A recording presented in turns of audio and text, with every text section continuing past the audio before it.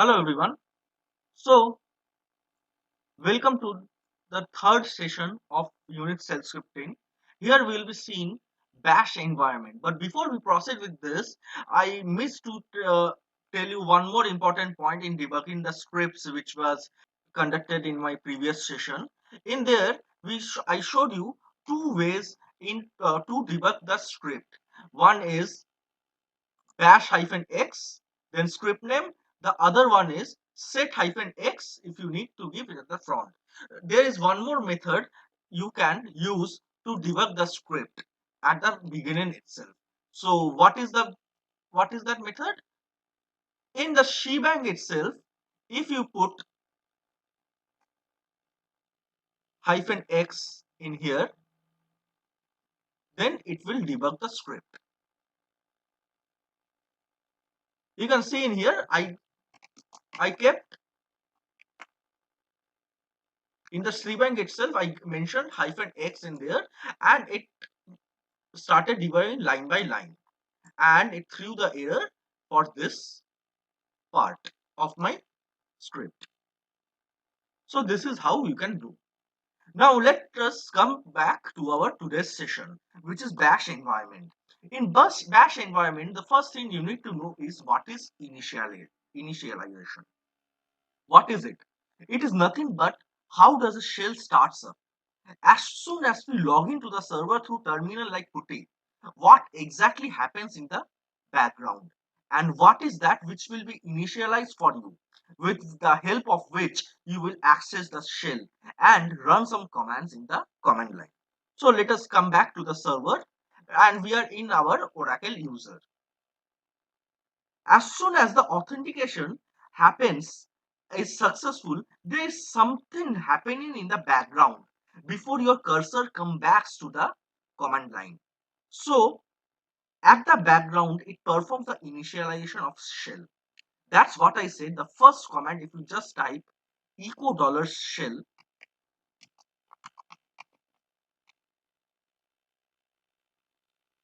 it is first of all starting the shell for this user called Oracle. From where is it basically starting the shell for you? It will actually find it from the user profile and reads the user profile. Based on the user profile, the shell will be loaded. That loading is what is called initialization. Cat etc slash password hyphen great Oracle. So here you can see my default shell is born again shell. That's why as soon as you log into the terminal, bash shell has been initialized and it has been starting for you, and the command line console is now available to accept any command for bash. Apart from loading your shell, your server will also run some scripts in the background. What are those? Let us come back to our document.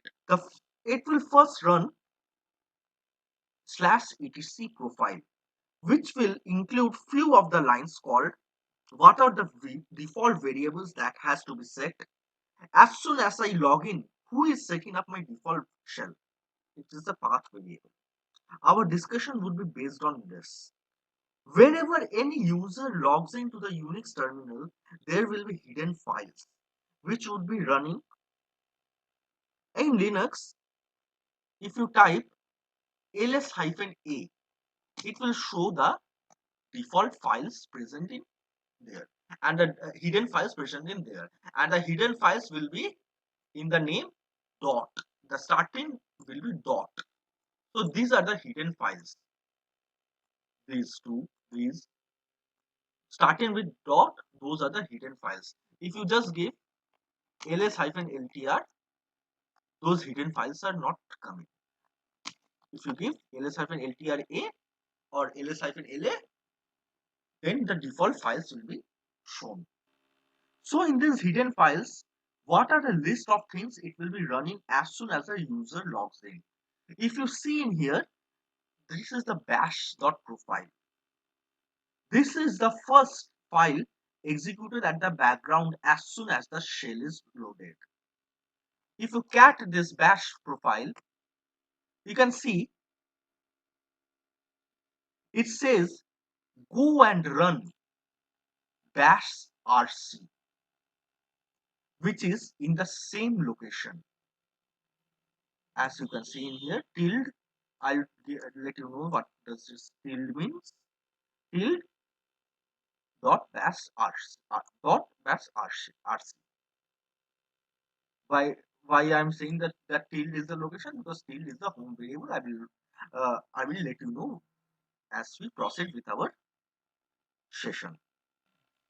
These conditional statements will be run as soon as somebody logs into the server. All the files which are in the /etc profile.d, if you cat this,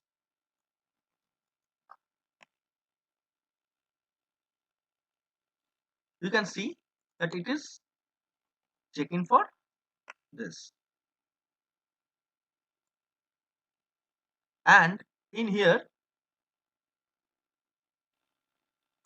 this is the thing which is running in our background before your prompt comes back. So all the files which are in our /etc profile.d, which are ending with .sh, are executed for you.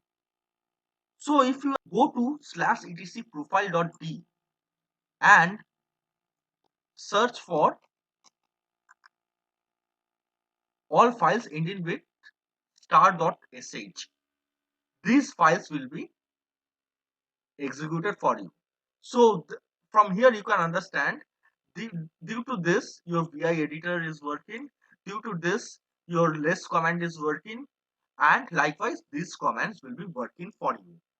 Also please remember, in case you need to set a set of scripts to be run as soon as a user logs in, you can create the script in this path. This is one of the methods, and there are multiple other methods also. Now let us come back to our topic. In AIS, it won't be our bash profile, ls-la. In AIS, this won't be our .bash underscore profile. It will be just dot profile. Anything starting with dot, as I told you earlier, it's a hidden file or directory. If you have anything that has to run after you log into your terminal through putty, you can also write in the path variable, which is mentioned in our bash profile. So in here you can see these paths have been mentioned in here. So that's why when you echo your $path, you can see $home is my home Oracle directory, home Oracle, which is my Oracle users home, then .local bin, and then also $home/bin, which is taken. Having said that, if you have any script that needs to be executed before you log off from the terminal, you can also do that. How do you do that? You can do this with bash.logout. We won't be having anything in our bash.logout right now. But if you need, you can edit it and you can put it in here, so that once you log off, once the user logs off from there, the list of executions as mentioned in the bash logout will take place.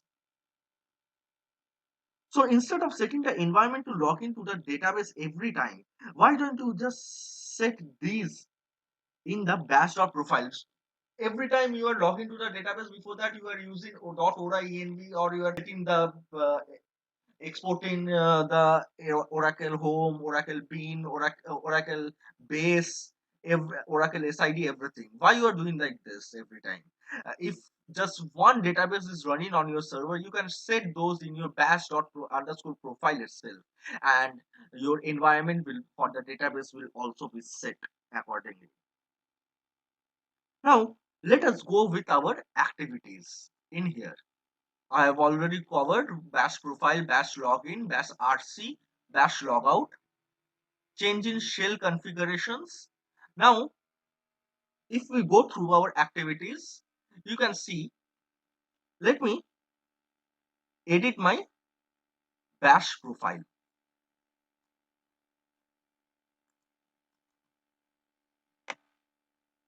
And in here, let me give the value a variable test equals to, in double quotes, it is a user defined variable.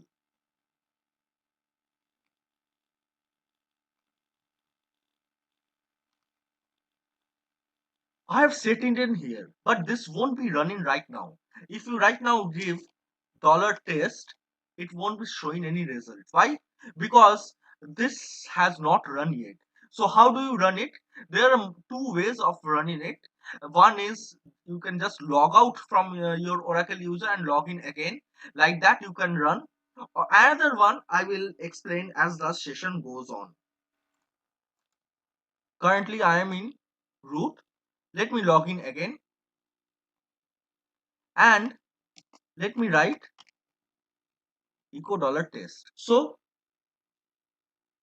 since this has been mentioned in my .bash profile, this got executed fine and my test variable is there.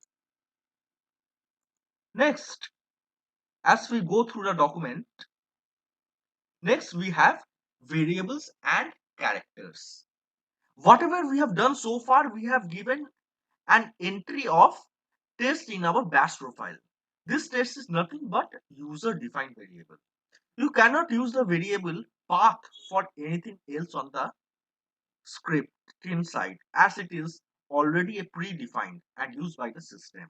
In case if you use it, the values will be overwritten and it does not throw any error. So you need to be very careful. So if you want, you can give the path as, right now what my path is this. If you want,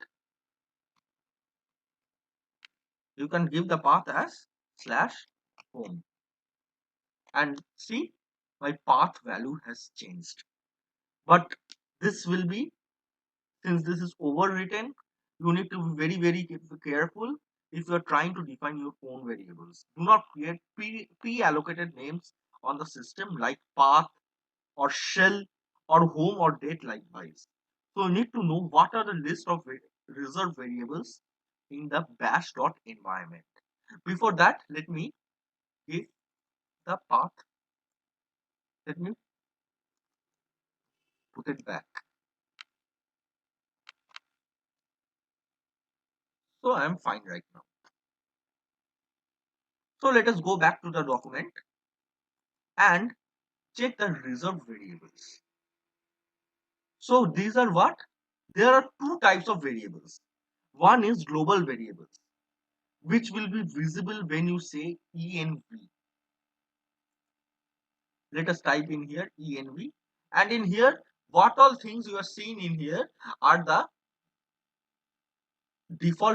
are the global variables for every user.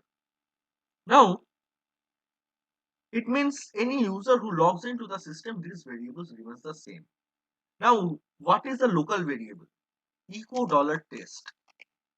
This is the local user defined variable. This is the local variable. Since this variable is defined in your .bash profile and clearly visible only to you. These are at higher level, but variables are also of many types depending on the data types also. Like echo $test. This test variable is a character variable. And numerical variable is his size. This is a numerical variable. If you move from one shell to another, the user defined variables won't be carry forwarded to the other shell. Like in here right now we are seeing echo $test as we are getting this output. Now if we move to KSH shell and see in here, my up arrow is not working. Echo $test, it won't be giving any values to it. And since it is not carry forwarded, If you want a variable that has to be carry forwarded from one shell to another, you need to use, let me come back from here first, you need to use export. Export test equals to,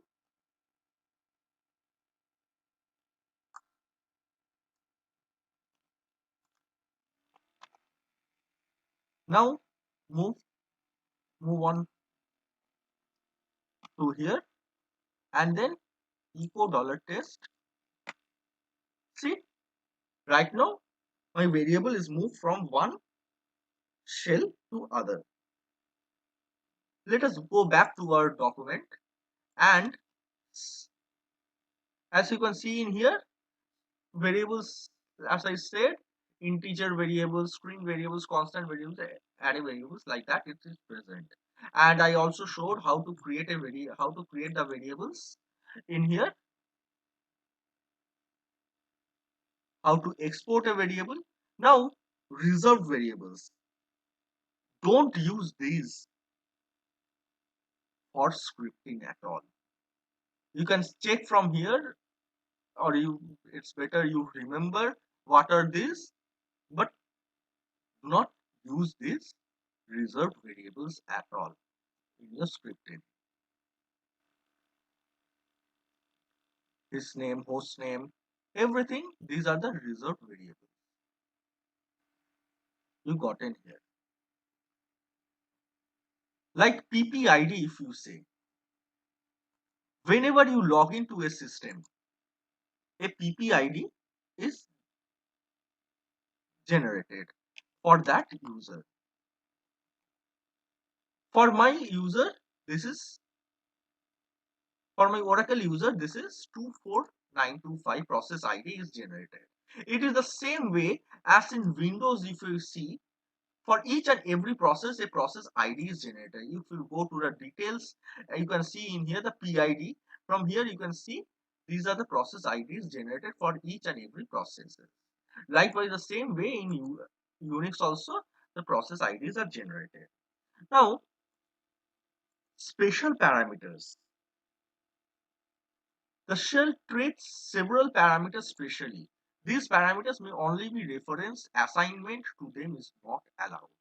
So, every time you are executing a command in your OS, we are seeing a result out of it. But is it a successful result or a failure is very difficult for you to identify when you are running a script. Now, after executing date,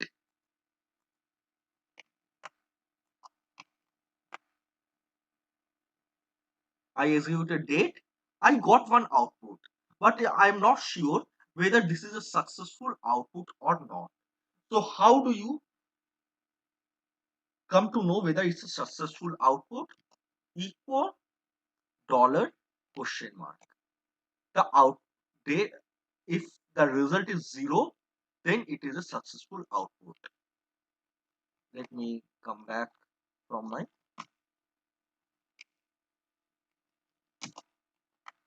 it's a successful output. Now see, I gave some command that tray like that something, and I means I need to find out whether the command is successful or not. It returns some results other than 0, then it's not successful command. And you need to remember, if it's a non-zero value, it's not successful. And you need to remember that it's the only the earlier command only it shows whether it's successful or not. If you uh, because if you are means after this we ran this, it won't be showing the output for this. It will be showing the output for this only. The earlier command only it will be showing in here.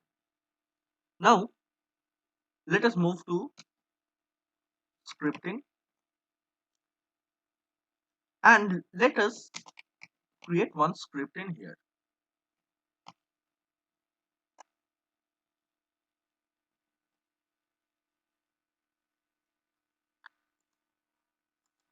Let us go in here,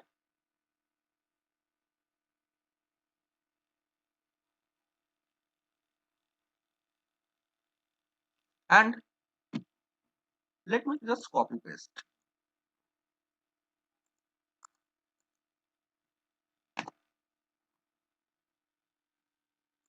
This is a comment. I'm giving some values in here, and let me cat it. So it's running in my bash shell. I'm giving a comment out, commenting in this script reads three positional parameters. So positional parameters one, which needs to be which needs to give some value, and or argument you need to put that you pass along with the script. Likewise, positional parameter 2, 3, and it will give the results. So let me run this script now. I need to give the permissions first. I gave the permissions. Now let me run the script. Script 3, then 1, 2, and 3. 3 arguments. And it is coming command not found. Why it came command not found? Because it's not in our, the path variable is not set in here. So once I run this, it's taking the first parameter as 1, $1, it's taking the parameter in here. $2 is taking the parameter as 2 in here. $3 is taking the parameter. But these, as you can see in the output, it is coming as $1. Why? Because of this backslash.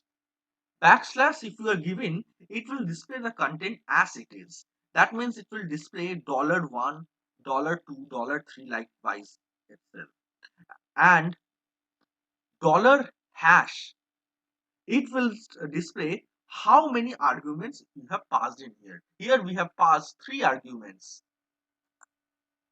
So the output came as 3. Now, if in my script I give 4.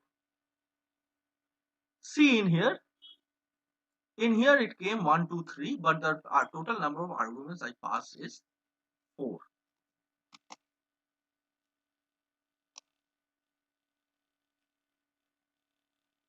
How many arguments I have passed? 6. So this is been shown in here. Next, quoting characters. This is very important topic.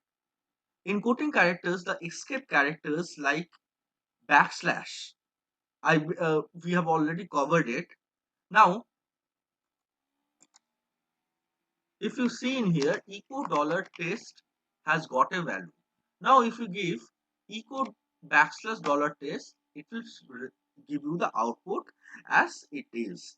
It will display the, it will be displaying the content as it is, and it will display the $test. Similarly, for single quotes also, it will display the same result as $test itself.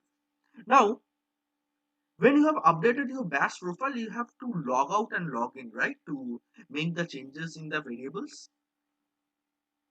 Is it needed at all? No, it is not needed, as I told you earlier. There is another method how we can do it, which is source. If you give the value of source, you can do it. So right now, let me make a file variables.log, and in here let me give the a variable hi infra expert and test2 variable as please subscribe.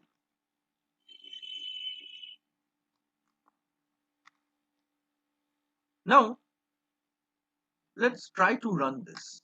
Will this run without any permissions? No. But and if you do echo $test and echo $test2, these are the results currently it is fetching. Now source, let me edit it once and give the name as test,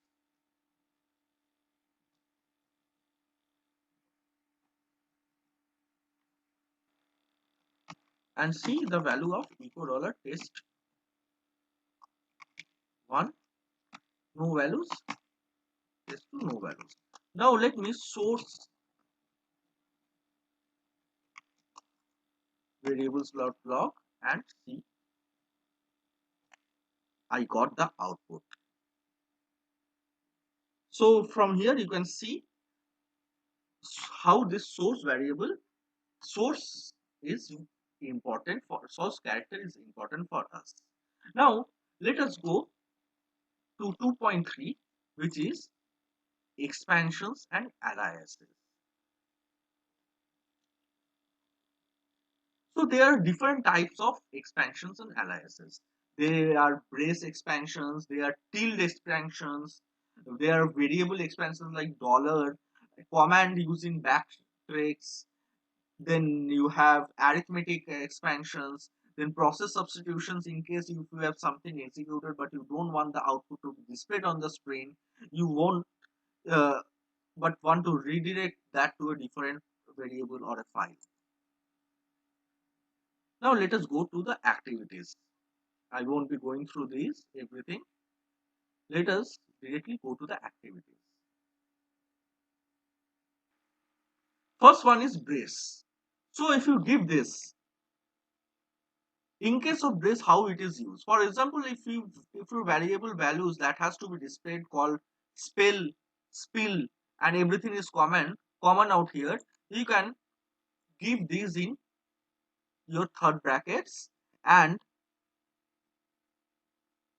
if you want all the others to be generated randomly in that particular process, you can use braces. Now let me give this.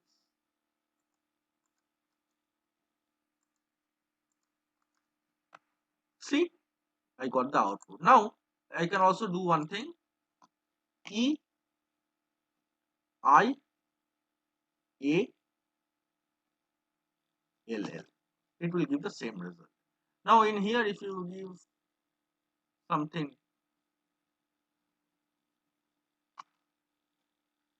see the results came. So for flower braces, by default, tell script to expand whatever you write inside it. You can use it for array variables.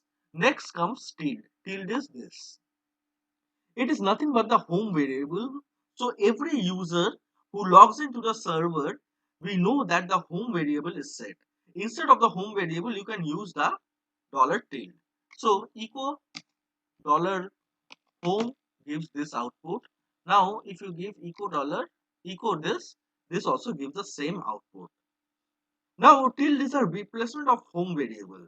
Now if you want to know the home variable of your user Oracle, if you want to know the use of root user, likewise if you want to see any for any other users till then the username, you will get the output.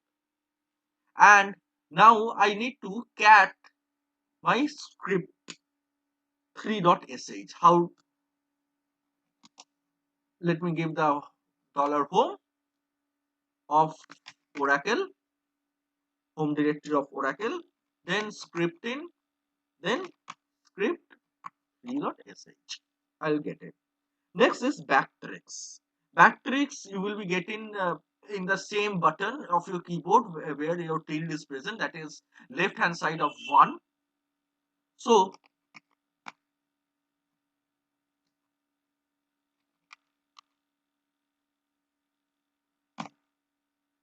this is backtrack. Echo dollar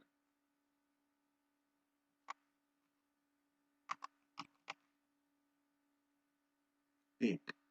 So date command is executed on your OS and it has assigned the value to date variable. Now date1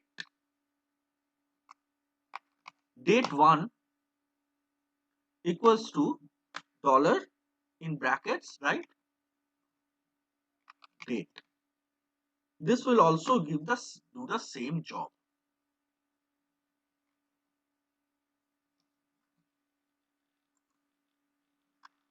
Next comes our arithmetic operations where you can use double braces like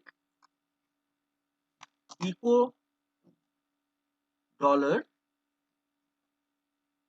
365 into 4 dollar bracket close. You will get the output. Now you can in close braces also you can do the same thing.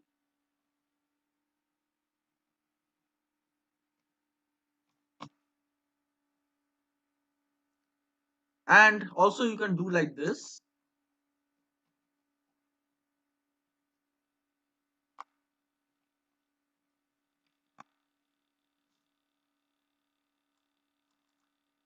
Now echo dollar value.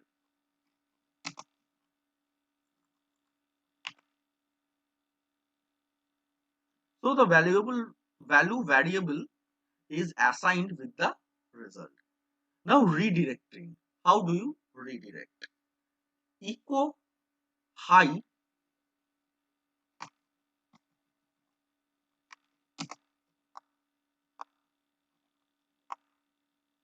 I need to redirect to output dot log. So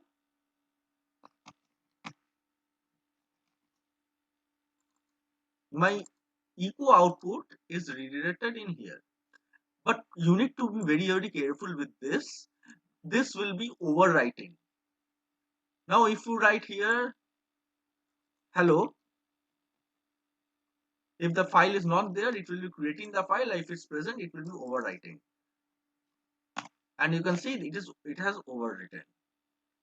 But if you want to append in here,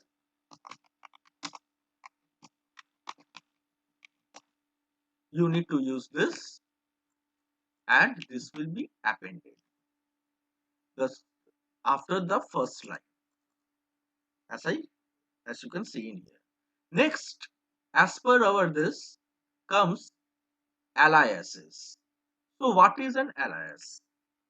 In case if you have a very set of commands that has to be executed, in case if you want to simplify running it every time when you want it, basically you can create an alias for yourself. There are predefined aliases created on the server whenever you log in. See the list. You can just type alias in here.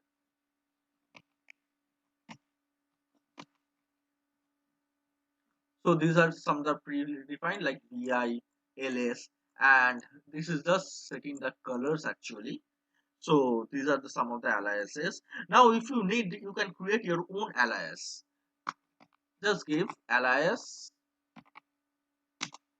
dt equals to date. Now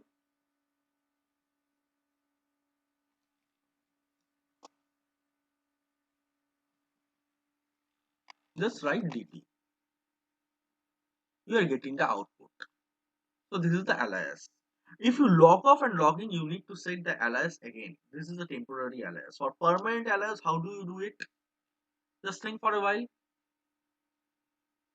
You can do this through your bash underscore profile. Let's unalias dt. Now,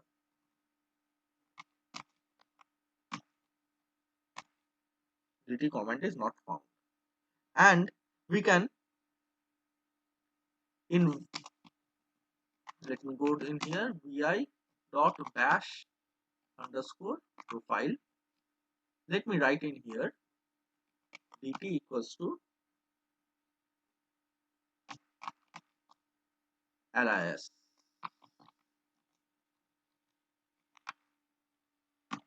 and source bash profile.